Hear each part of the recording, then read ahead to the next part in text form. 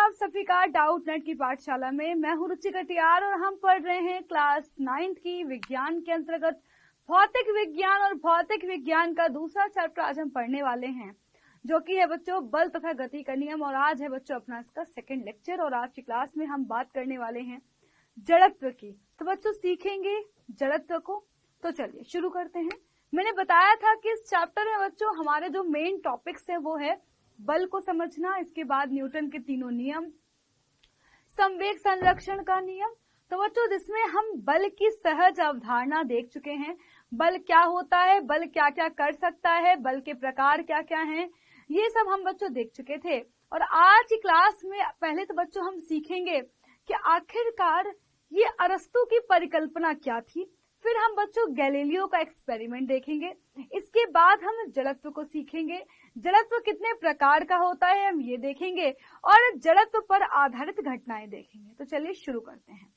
बच्चों हमें बल के बारे में पता चल चुका है, और हमें ये भी पता चल चुका है कि सिर्फ और सिर्फ बल ही वह है जो किसी वस्तु की गति में परिवर्तन कर सकता है।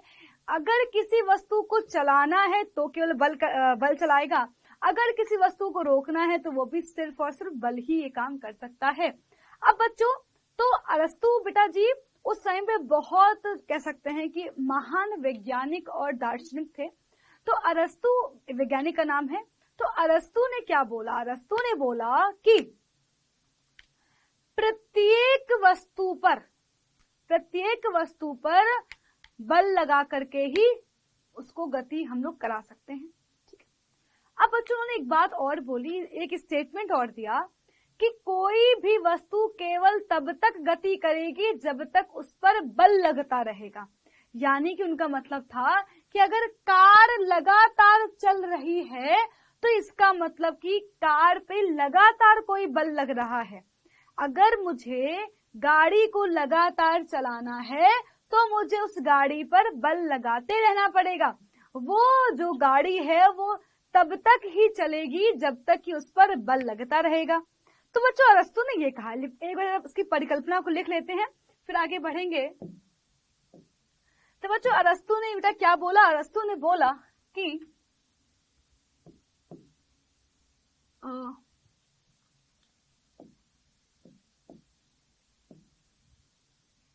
कोई भी वस्तु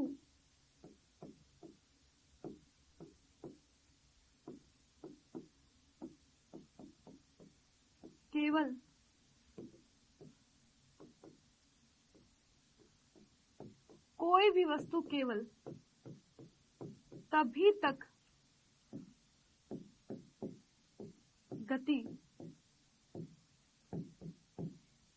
करती है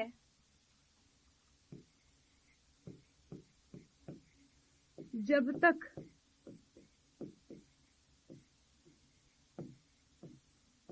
उस पर बल कार्य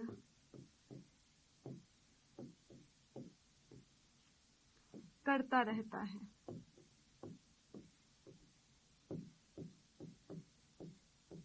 तो कोई भी वस्तु केवल तभी तक चलती रहेगी या केवल तभी तक गति करती रहती है जब तक उस पर बल कार्य करता रहता है।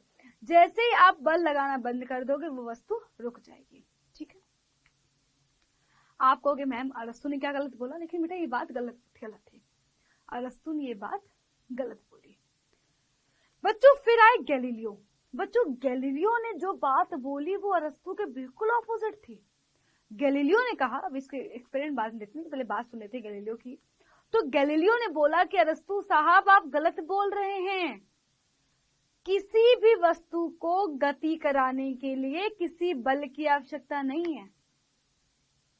हाँ, गति कराने के लिए बल की आवश्यकता है, लेकिन निरंतर गति कराने के लिए बल की आवश्यकता नहीं है। आप कहोगे मैम तो गलत बात है। अरस्तु ने भी यही बोला था। अरस्तु की जो कह सकते हैं फॉलोअर्स थे, अरस्तु के जो स्टूडेंट्स थे, वो तो गैलीलियो पर चढ़ गए भाई, कह रहे हैं ऐसे कैसे, अरस्तु की बात आप गलत बता रहे हो, है ना। तो गैलीलियो साहब ने कहा कि हाँ ये बात सच है कि किसी भी वस्तु को निरंतर गति कराने के लिए उस पर बल लगाने की आवश्यकता नहीं है। कोई भी वस्तु अगर एक बार गति में आ गई है तो फिर आपको बल नहीं लगाना, वो वस्तु अपने आप गति करती रहेगी, अपनी अवस्था में परिवर्तन नहीं करेगी। गैलीलियो ने क्या कहा कि कोई भी वस्तु अपनी अवस्था में परिवर्तन नहीं करना चाहती है। अब बच्चों ये तो बिल्कुल गलत बात है। अरस्तु ने कहा अच्छा ठीक है, अगर ऐसा है तो फिर जो तुम बॉल फेंकते हो जमीन पर, वो कुछ देर बाद रुक क्यों जाती है? वो कुछ देर बाद रुक क्यों जाती है? अगर हम किसी भी वस्तु को ऊपर फेंकते हैं तो वो नीचे क्यों आती है? फिर तो उसको ऊपर ही चलते जाना चाहिए था, है ना? तो बच्चों उस टाइम पर गैलीलियो ने कहा कि आप बिल्कुल सच कह रहे हो, बिल्कुल सही कह रहे हो बेटा जी। गैलीलियो ने कहा कि हमारी जो बॉल लुढ़कते लुढ़कते रुक जा रही है उसका रीजन ये है कि कोई बाहरी बल है जो उसका विरोध कर रहा है। और बच्चों में पता है कि जब भी कोई वस्तु या फिर कोई बॉल अगर जमीन पर लुढ़क रही है बच्चों, तो क्या होगा, जमीन और बॉल के बीच में घर्षण बल लग रहा होता है। और बेटा जी घर्षण बल जो है उस बॉल की गति का विरोध करता है, और सिर्फ घर्षण बल की वजह से ही बेटा जी वो बॉल रुक जाती है।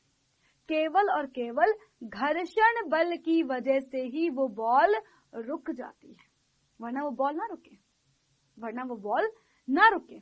वो रुकी क्यों? क्योंकि उस पर घर्षण बल कार्य कर रहा था।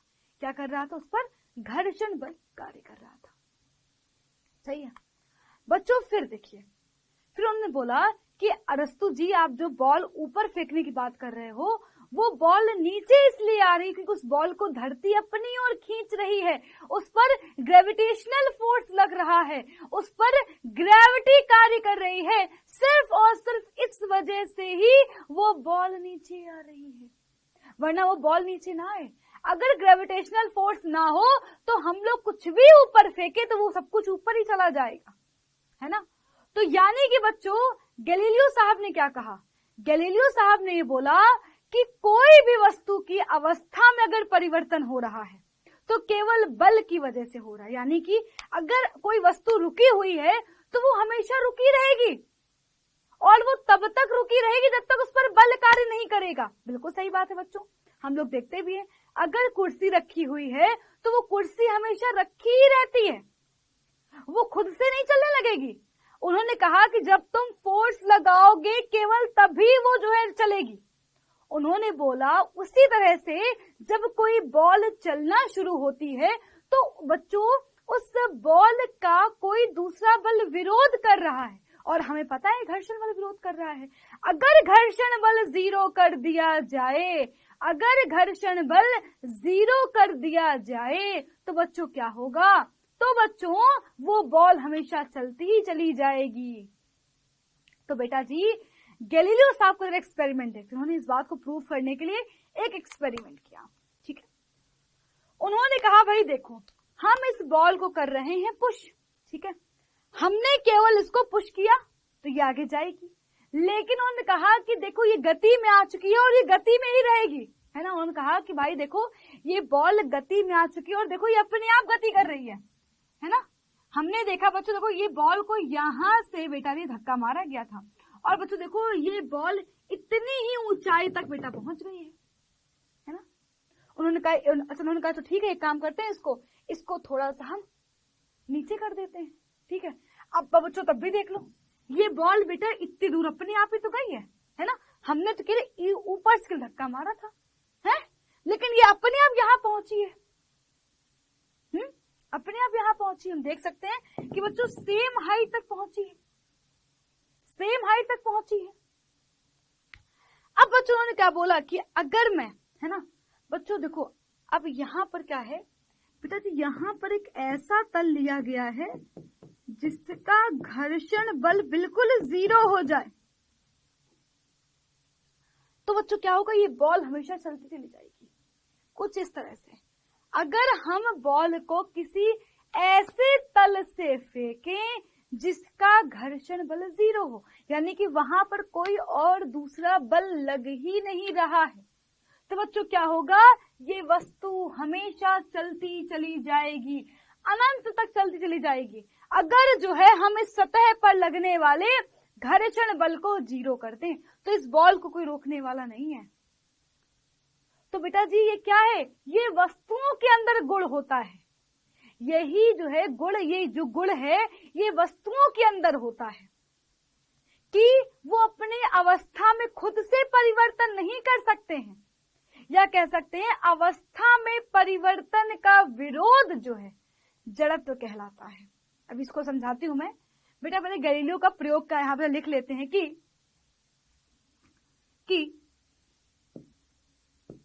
यदि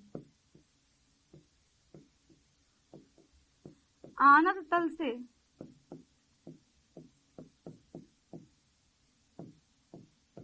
किसी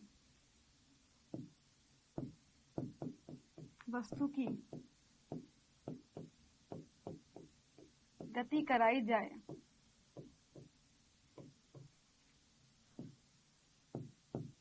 तथा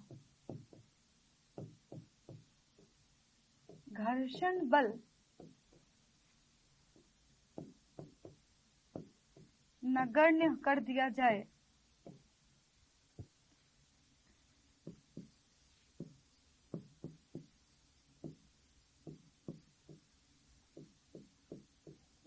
तो वह वस्तु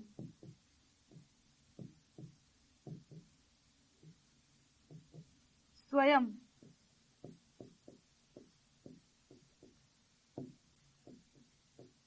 गति करते हुए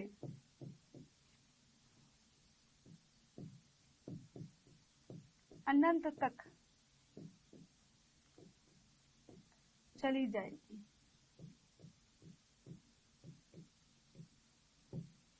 ठीक है, यानी हमें कुछ नहीं करना है। ठीक है, अनंत तल से कोई वस्तु गति कर रही है तो वो अपने आप अनंत तक चली जाएगी, अगर हम कैसे भी करके इस घर्षण बल को 0 कर दें। भाई अगर घर्षण बल ना हो तो ये बॉल को रोकने वाला कोई नहीं है। तो बच्चों इन्होंने बोला कि हर एक वस्तु में एक गुण होता है। ये वस्तुओं के अंदर गुण होता है कि वो अपनी अवस्था में परिवर्तन नहीं करना चाहती हैं। प्रत्येक वस्तु अपनी अवस्था में परिवर्तन नहीं करना चाहता है। ये बॉल अगर एक बार चलना शुरू हो गई तो ये बॉल रुकना ही नहीं चाहती है। अगर ये बॉल रुकी हुई है तो ये चलना ही नहीं चाहती है, यानी कि अपनी अवस्था में परिवर्तन का विरोध जड़त्व कहलाता है ना बच्चों। आप अगर कभी शॉपिंग मॉल गए हो और बच्चों अगर आपने कभी ध्यान दिया हो तो बच्चों क्या होगा, बेटा अगर मान लो आप ट्रॉली को खिसका के जा रहे हो, ठीक है, तो बच्चों अगर आपके हाथ से ट्रॉली छूट जाए तो बच्चों क्या होगा, ट्रॉली अपने आप आगे चली जाती है, अपने आप आगे चलती चली जा रही है।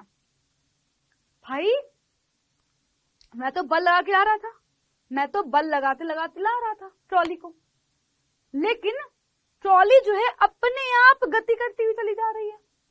ट्रॉली जो है वो अपने आप गति करती हुई चली जा रही है ना भाई। ये अपने आप जो गति करी कहां से कर रही है, क्योंकि बच्चों ट्रॉली गति में आ चुकी है, अब ट्रॉली रुकना नहीं चाहती। क्योंकि जो शॉपिंग मॉल की जो फर्श होती है वो बहुत ज्यादा चिकनी होती है, वहां पे घर्षण बल 0 होता है। सिर्फ और सिर्फ इसलिए ये गति करती हुई चली जा रही है ना। आपने देखा होगा बच्चों, आप साइकिल चला के जा रहे थे, रास्ते में कोई पत्थर आ गया और आपकी साइकिल उस पत्थर से टकरा गई, तो बच्चों आप उछल के आगे क्यों गिरे जाकर के? जैसे ही साइकिल रुकी वैसे आपको रुक जाना चाहिए था, लेकिन आप उछल के आगे क्यों गिरे? बच्चों उसका रीजन क्या है, देखो जब साइकिल आप चला रहे थे तो साइकिल में गति थी, साइकिल में गति मतलब आपके अंदर गति, साइकिल में गति का मतलब आपके अंदर गति। तो बच्चों जैसे ही सामने पत्थर आया तो हमारी साइकिल तो रुक गई, लेकिन वो बच्चों गति हमारे अंदर अभी भी थी और इस वजह से हम आगे उछल गए। और बच्चों हम आगे गिर इसलिए गए क्योंकि ग्रेविटी है बच्चों, है ना, हमको पृथ्वी ने अपनी ओर खींच लिया। अगर ग्रेविटेशनल फोर्स ना होता, ग्रेविटी ना होती, तो हम हनुमान बन गए होते, हम तो उड़ते चले जाते हैं, है ना। समझ में आ गया। तो बच्चों जड़त्व क्या होता है बेटा, तो बेसिकली जड़त्व की खोज की थी गैलीलियो ने। बच्चों जड़त्व क्या है, किसी वस्तु का वह गुण जिसके कारण वह अपनी विरामावस्था या गति की अवस्था में परिवर्तन करने में असमर्थ होती है, वस्तु का यह गुण जड़त्व कहलाता है। बेटा जड़त्व मतलब कि आप ये मान लो, नहीं हम लोग घर पे नहीं बोलते तुम तो बहुत गब्बर हो, तुम तो बातें नहीं मानते हो, है ना, तुमसे कहा जा रहा है कि रोज खेलने जाओ लेकिन तुम तो रोज खेलने जा रहे हो। बच्चों मतलब क्या है, तुम अपनी आदत को बदलना नहीं चाहते हो। कोई आदमी अगर शराब पी रहा है तो वो शराब ही पीना चाहता है, शराब को बेटा जो छोड़ना चाहता ही नहीं है। तो बच्चों जो ये आदत है ये क्या है, जड़त्व है। हम अपनी आदत को बदलना नहीं चाहते। अगर कोई बच्चा सुबह 10 बजे सो के उठता है तो वो सुबह कहीं 5 बजे उठना नहीं चाहता है ना। यानी कि हम क्या कर रहे हैं, हम अपनी अवस्था में परिवर्तन का विरोध कर रहे हैं। यही क्या है, जड़त्व है। यही क्या है बच्चों, जड़त्व है। अगर हम आप ऐसे समझो बच्चों, मान लो ये कुर्सी है, ठीक है, मान लो ये कुर्सी है, ठीक है। अब बच्चों देखो ये कुर्सी हमेशा रुकी ही रहेगी, ये कुर्सी हमेशा रुकी ही रहेगी। देखो मैं अगर इसको टच ना करूं तो ये कुर्सी हमेशा वहीं बनी रहेगी। और बच्चों क्या हो रहा है बेसिकली, जब बच्चों मैं इसको धक्का दे रही हूँ, ठीक है ना, तो यानी बच्चों क्या हुआ, मुझे बल लगाना पड़ा। बल क्यों लगाना पड़ रहा है, क्योंकि ये अपनी अवस्था में परिवर्तन का विरोध कर रही है ना। या बच्चों कह सकते हैं कि ये बच्चों खुद अपनी अवस्था में परिवर्तन नहीं कर सकती है, स्वयं अपनी अवस्था में परिवर्तन नहीं कर सकती है। तो जब वस्तु स्वयं अपनी अवस्था में परिवर्तन नहीं कर सकती है बच्चों, तो जो ये गुण है ये कहलाएगा जड़त्व। बच्चों ये कुर्सी रुकी हुई है, इसका मतलब क्या है, अभी इसके अंदर विराम का जड़त्व है। क्या है, विराम का जड़त्व है। अगर बच्चों मैं इसको घुमा दूं, है ना, अगर मैं घुमा दूं तो बच्चों ये कुर्सी हमेशा घूमती रहना चाहती है। देखो बच्चों मैंने एक बार घुमाया लेकिन तो बच्चों ये घूम ही रही है ना। अब यार बच्चों देखो ये रुक क्यों गई है, क्योंकि क्या हो रहा है, यहाँ पर अंदर जो है बच्चों घर्षण लग रहा है ना, जिस चीज में फंसी हुई है उनके बीच में घर्षण लग रहा है। अगर कहीं से मैं घर्षण बल 0 कर दूं तो ये बच्चों हमेशा घूमती ही रहेगी, हमेशा घूमती रहेगी, हमेशा घूमती रहेगी, ठीक है। तो बच्चों जब बच्चों मैं इसको घुमा रही हूँ तो ये केवल घूम ही रही है। इसका मतलब क्या है, अब इसके अंदर गति आ चुकी है और ये हमेशा गति ही करते रहना चाहती है ना। तो बच्चों हम जब इसको रोक रहे हैं कि भैया तुम रुक जाओ, तो बच्चों ये क्या है, इसने हम अपनी गति में परिवर्तन का विरोध किया, गति में परिवर्तन का विरोध किया। तो बच्चों जो ये विरोध का गुण है ये कहलाता है जड़त्व। बच्चों क्या कहलाता है, बच्चों ये कहलाता है आपका जड़त्व। बच्चों क्या कहलाता है, जड़त्व कहलाता है। आगे बात समझ में, चलो। तो बच्चों ने क्या बोला, किसी वस्तु का वह गुण जिसके कारण वह अपनी विरामावस्था या गति की अवस्था में परिवर्तन करने में असमर्थ होती है, उस गुण को कहते हैं जड़त्व। तो बस जड़त्व समझ में आ गया, है ना। तो बच्चों हर एक वस्तु के अंदर वह गुण होता है, ये वस्तुओं के अंदर गुण होता है कि वह स्वयं अपनी अवस्था में परिवर्तन का विरोध, स्वयं अपनी अवस्था में परिवर्तन नहीं कर सकती हैं, स्वयं अपनी अवस्था में परिवर्तन नहीं कर सकती हैं, या कह सकते हैं अवस्था में परिवर्तन का जो विरोध है उसे कहते हैं जड़त्व। उसे क्या कहते हैं, जड़त्व कहते हैं, ठीक है बच्चों। अब जो है जड़त्व कम, जो जड़त्व की माप है, हम लोग कैसे जानेंगे कि किस वस्तु में जड़त्व ज्यादा है, किस वस्तु में जड़त्व कम है। जैसे बच्चों देखो, अब देखो ये पत्थर छोटा है, इस छोटे पत्थर को खिसकाना आसान है बच्चों, लेकिन इस बड़े पत्थर को खिसकाना थोड़ा सा मुश्किल। उसका रीजन क्या है बच्चों, छोटा सा जरा सा बच्चों पत्थर है, यानी कि इसके अंदर जो विरोध का गुण है बच्चों कम है। अगर मान लो बच्चों सपोज करो कि यार कोई बच्चा है, ठीक है, अगर उसको दिन में एक बार चॉकलेट मिल रही है, ठीक है, तो बच्चों अगर चॉकलेट छुड़वानी होगी तो बच्चों हमारे लिए आसान है, ठीक है, तो वो दिन में के लिए एक ही बार चॉकलेट खाता आसान है। लेकिन बच्चों कोई बच्चा अगर दिन में 100 चॉकलेट खा रहा है, उसको आदत पड़ गई है, तो बच्चों क्या होगा, अब उस आदत को छुटाना अपने को टफ होगा, है ना, क्योंकि बच्चों अब उसमें परिवर्तन करना टफ होगा, ठीक है, क्योंकि बच्चों क्या हो चुका है, अब बेटा जी इसमें जो विरोध है वो ज्यादा होगा, है ना, इसको अगर आप खिसकाओगे, इसका द्रव्यमान ज्यादा है बच्चों, इसलिए क्या होगा, द्रव्यमान ज्यादा होने की वजह से ये अपनी अवस्था में परिवर्तन का विरोध भी ज्यादा करेगा। जैसे ये हाथी बैठा हुआ है, तो इस हाथी को उठाना बहुत टफ है, उसका रीजन क्या है, हाथी का द्रव्यमान बहुत ज्यादा है, द्रव्यमान बहुत ज्यादा है बच्चों, इसका मतलब क्या है, इसके अंदर जो विरोध का गुण है वो भी ज्यादा है, विरोध करने की क्षमता भी ज्यादा है। यानी बच्चों जितना ज्यादा द्रव्यमान, जितना ज्यादा द्रव्यमान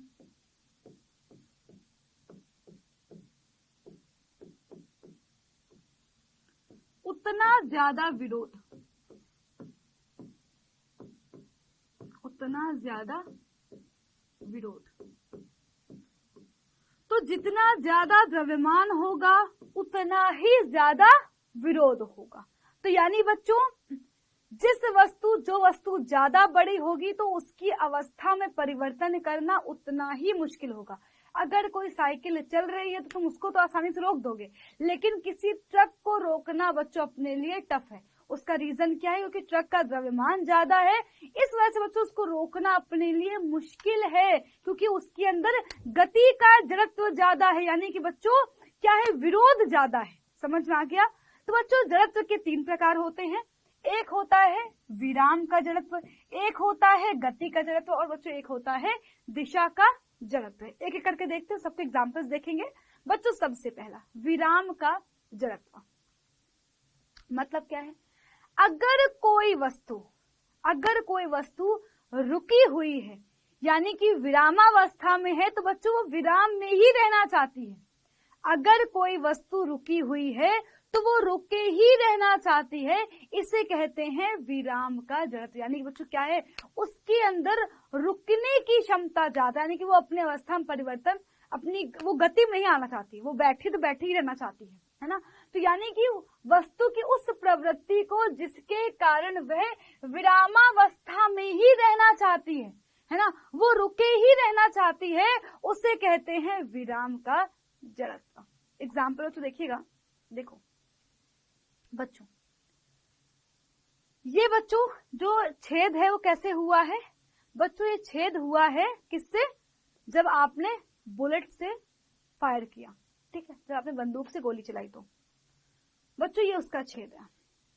बेटा जी ये छिद्र है किसका, यह चटक बच्चों आप देख सकते हो, तो ये क्या है, हमने एक पत्थर लिया, पत्थर को हमने कांच पे मारा। आप देख सकते हो जब हमने एक बुलेट से फायर किया तो बच्चों यहाँ पर एक स्पष्ट छिद्र बन गया। लेकिन बच्चों जब बेटा जी हमने पत्थर मारा तो बच्चों क्या हुआ, पूरा शीशा जो है वो चटक गया, पूरा शीशा चटक गया, है ना बच्चों, जो है कांच चटक गया। इसका रीजन क्या है बच्चों, बहुत ध्यान समझिएगा। देखो बेटा हमारी बुलेट क्या है, बहुत स्पीड से आ रही है, उसका वेग बहुत ज्यादा है, ठीक है। हमारी कांच बच्चों क्या है, कांच हमारी रुकी हुई है, जितने भी कांच के कण हैं वो रुके हुए हैं। कांच के कण गति नहीं करना चाहते, वो रुके हुए हैं, शांति से बैठे हुए थे। अब बच्चों क्या हुआ बेटा, बुलेट की स्पीड इतनी ज्यादा थी, बुलेट की स्पीड इतनी ज्यादा थी कि बच्चों क्या हुआ, बुलेट के संपर्क में बच्चों जितने कण आए हैं वो सब बच्चों क्या करने लगे, गति करने लगे। बुलेट के संपर्क में जितने कण आए वो गति करने लगे। और बच्चों हम देख सकते हैं कि बेटा जी अब बच्चों तो बुलेट की स्पीड इतनी ज्यादा होगी कि बच्चों उसके टच में बहुत ही कम कण आए होंगे, इसलिए बच्चों क्या हुआ, छेद हो गया, है ना बच्चों, पूरा कांच नहीं चटका, ठीक है। लेकिन बच्चों जो हमारा क्या है, पत्थर था, जब हमने बच्चों पत्थर को बेटा मारा तो बच्चों क्या हुआ, पत्थर का बच्चों वेग ज्यादा था, बच्चों क्या हुआ, पत्थर जो है ज्यादा देर तक कांच के संपर्क में रहा। यानी बच्चों क्या हुआ यानी बच्चों पत्थर के संपर्क में बहुत सारे कण आ गए, तो जितने सारे कण पत्थर के संपर्क में आ गए बच्चों वो सब क्या हुआ, वो सब गति में आ गए। बच्चों इसलिए क्या हुआ है बेटा, कांच हमारी चटक गई है। एक और एग्जाम्पल देखो, देखो बच्चों ये कांच, ये ग्लास है और बच्चों ग्लास के ऊपर हमने कार्डबोर्ड रखा हुआ है, ठीक है।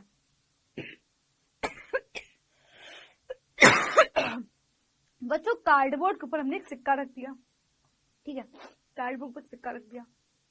अब हम क्या कर रहे हैं, हम कार्डबोर्ड को धक्का दे रहे हैं, ठीक है, हम दे रहे हैं धक्का कार्डबोर्ड को।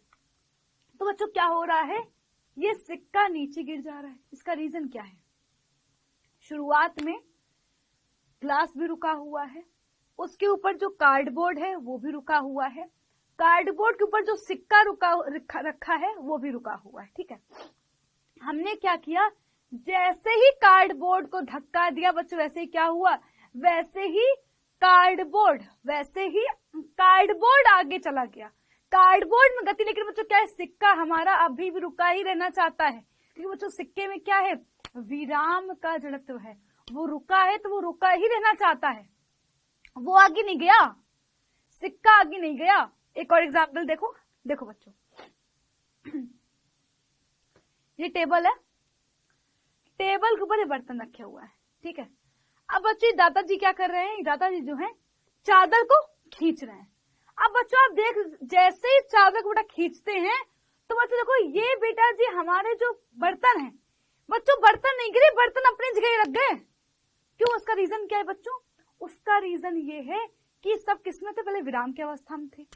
जब ये चादर को खींच रहे तो बच्चों क्या हुआ, केवल चादर ही गति में आ रही, लेकिन बच्चों ये हमारे बर्तन तो अभी भी किसमें हैं, हमारे बर्तन तो अभी भी विराम की अवस्था में है और ये अभी भी रुके ही रहना चाहते हैं।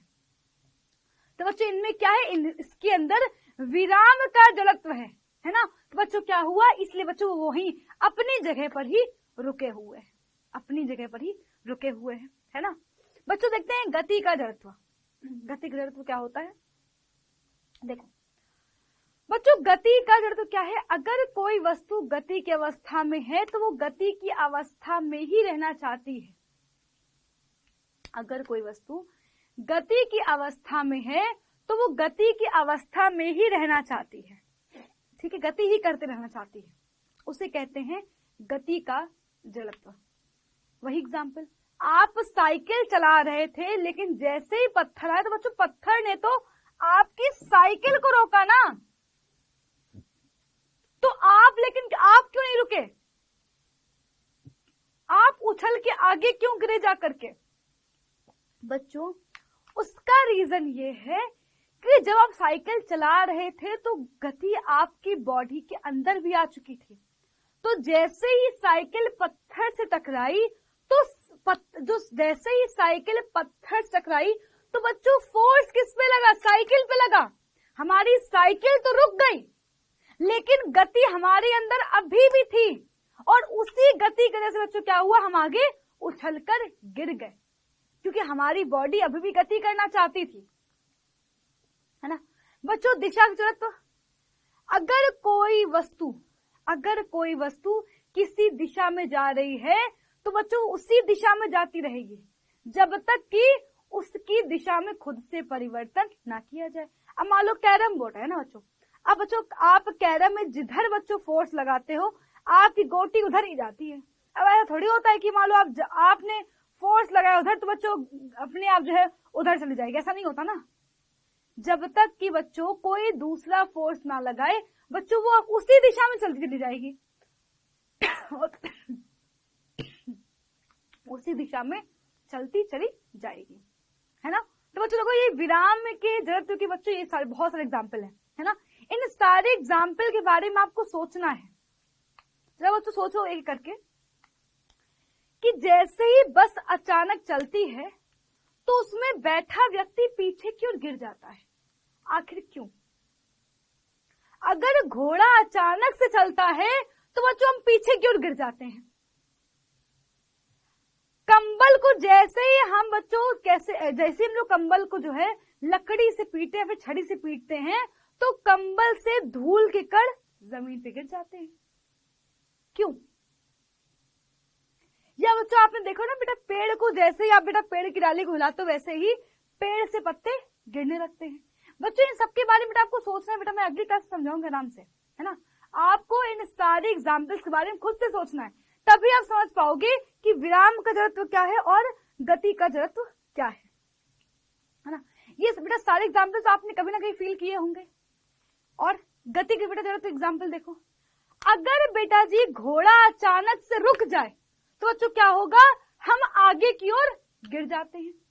सेम जैसे ही बच्चों बस चल रही होती है, तो अगर चलती हुई बस अगर अचानक से बच्चों क्या हो जाए, रुक जाए, तो क्या होगा, हम आगे की ओर गिर जाएंगे। बच्चों हम लोगों को मना किया जाता है कि भैया चलती हुई बस से नहीं उतरना है। क्यों चलती हुई बस से नहीं उतरना है, क्यों, क्या रीजन है? या बच्चों आप लोगों ने देखा भी होगा कि जो खिलाड़ी, जो लंबी कूद के जो खिलाड़ी होते हैं, वो कूदने के पहले बच्चों दौड़ के आते हैं, है ना। लंबी कूद के जो खिलाड़ी होते हैं, वो कूदने के पहले कुछ दूरी दौड़ते हुए आते हैं। क्या बच्चों रीजन है उसका?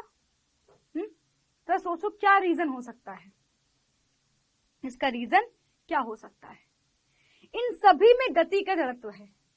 विराम का बेटा जड़त्व क्या होता है, अगर कोई वस्तु रुकी हुई है तो वो रुके ही रहना चाहती है। गति जड़त्व क्या होता है, अगर कोई वस्तु गति कर रही है तो वो गति ही करती रहना चाहती है, रुकना नहीं चाहती है।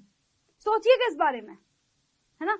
बच्चों दिशा के जड़त्व का एग्जाम्पल आप सब लोगों ने बच्चों ऑब्जर्व किया होगा, जब भी हमारी बस मुड़ती है तो बच्चों क्या होता है बेटा जी, हम थोड़ा सा ऐसे झुक जाते हैं, ऐसे हो जाते हैं ना बच्चों। हमें लगता है वही कोई जो है हमें खींच रहा है अपनी ओर, है ना। तो बच्चों जब भी कोई बस बेटा जो है मुड़ती तो बच्चों क्या होता है बेटा, हमें लगता है कोई जो है हमको खींच रहा है ना, है ना बच्चों। देखा होगा ना, जब भी मानो बस बेटा मुड़ती तो बच्चों हम लोग ऐसे कुछ हो जाते हैं ना, ऐसे कुछ हो जाते हैं बच्चों। सेम चीज अगर आप किसी पत्थर को रस्सी में बांध के घुमाओ तो बच्चों क्या होगा, जैसे ही बेटा पत्थर बेटा जो है बच्चों छूटेगा, बच्चों ऐसे क्या होगा बेटा, पत्थर आगे चला जाएगा, है ना। पत्थर आगे ऐसे गिर जाएगा, जिधर पत्थर होगा उधर पत्थर अपनी ओर आगे गिर जाएगा। यानी बच्चों क्या है कि जिस दिशा में वो था उसी दिशा में जाना चाह रहा है, अपने आप दिशा में परिवर्तन नहीं कर सकता है ना। तो बच्चों ये सारे बेटा एग्जाम्पल के बारे में लोग कल बात करेंगे या फिर अगली क्लास में बात करेंगे, क्योंकि बच्चों आज आपको सोचना है, आपको आज की इन सारे एग्जाम्पल के बारे में सोचना है। तो बच्चों फटाफट से क्विज करते हैं। सो क्विज का फर्स्ट क्वेश्चन है, किसी पिंड का जड़त्व क्या करता है? उसकी चाल को बढ़ा देता है या चाल को कम कर देता है, घर्षण कम कर देता है या उसकी अवस्था में परिवर्तन का विरोध करता है? जल्दी बताइए क्या होगा इसका सही जवाब।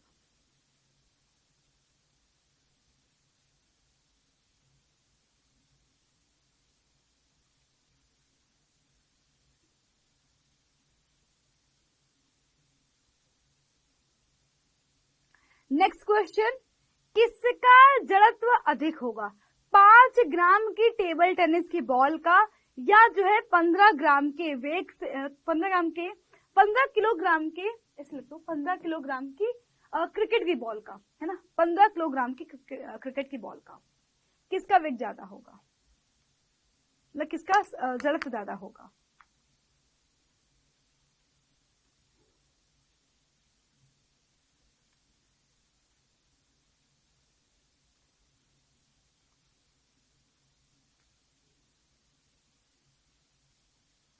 बच्चों फटाफट डिस्कस करते हैं। तो पिंड का जड़त्व क्या करता है, उसकी अवस्था में परिवर्तन का विरोध करता है। बेटा पिंड का जड़त्व क्या करता है, उसकी अवस्था में परिवर्तन का विरोध करता है। यानी कि अगर मैं रुकी हूं तो मैं रुके ही रहना चाहती हूँ, मैं गति नहीं करना चाहती हूँ। अगर मैं गति कर रही हूं तो मैं गति ही करते रहना चाहती हूँ, रुकना नहीं चाहती हूँ। फिर कह रहा है कि जड़त्व किसका अधिक होगा, भाई टेबल टेनिस की बॉल का या क्रिकेट की बॉल का? तो बच्चों देखो टेबल टेनिस की बेटा बॉल मात्र 5 ग्राम की है, वहीं पर क्रिकेट की बॉल हमारी 15 ग्राम की। यानी बच्चों क्या है, हमारी क्रिकेट की बॉल का बच्चों क्या है, क्रिकेट की जो बॉल है उसका द्रव्यमान ज्यादा है। जिसका द्रव्यमान ज्यादा होता है उसके अंदर बेटा जी जड़त्व उतना ही ज्यादा है। चूहे को खिसकाना आसान है लेकिन हाथी को खिसकाना टफ क्यों है, क्योंकि हाथी का द्रव्यमान ज्यादा है, यानी कि उसके अंदर विरोध करने का गुण उतना ही ज्यादा है, अवस्था में परिवर्तन के विरोध करने का गुण उतना ही ज्यादा है। ठीक है, तो बच्चों हमने आज देखा अरस्तु की परिकल्पना, जो कि ये थी कि जब तक किसी वस्तु पर बल लगता रहेगा केवल तभी तक वस्तु गति करती रहेगी। गैलीलियो ने अपने एक्सपेरिमेंट से क्या बताया कि वस्तु को लगातार गति कराने के लिए किसी बल की आवश्यकता नहीं है। अगर एक बार वस्तु गति करने पे आ गई तो वो हमेशा गति ही करती रहेगी, है ना। अगर कोई वस्तु रुकी हुई है तो वो हमेशा रुकी ही रहेगी, और वस्तु के अंदर ये गुण होता है, उस गुण को हम कहते हैं जड़त्व। जड़त्व 3 प्रकार का होता है, गति का जड़त्व, विराम का जड़त्व और दिशा का जड़त्व। और बच्चों हमने दैनिक जीवन पर में जो है बच्चों बहुत सारी जो है जड़त्व पर आधारित घटनाएं देखी, और बच्चों अगली क्लास में जो है हम सीखेंगे न्यूटन का प्रथम नियम, जिसे हम जड़त्व का नियम भी कहते हैं। तो बच्चों आपको नेक्स्ट क्लास में और अच्छे से समझ में आ जाएगा कि बच्चों न्यूटन साहब ने क्या बातें बताई, और बच्चों न्यूटन का जो प्रथम नियम है उसे हम जड़त्व का नियम क्यों कहते हैं। तो बच्चों मिलते हैं अगली क्लास में, और सारे एग्जाम्पल्स के बेटा बारे में सोचना मत भूलिएगा। बच्चों मिलते हैं अगली क्लास, तब तक के लिए बाय बाय, टेक केयर, ख्याल रखिए अपना।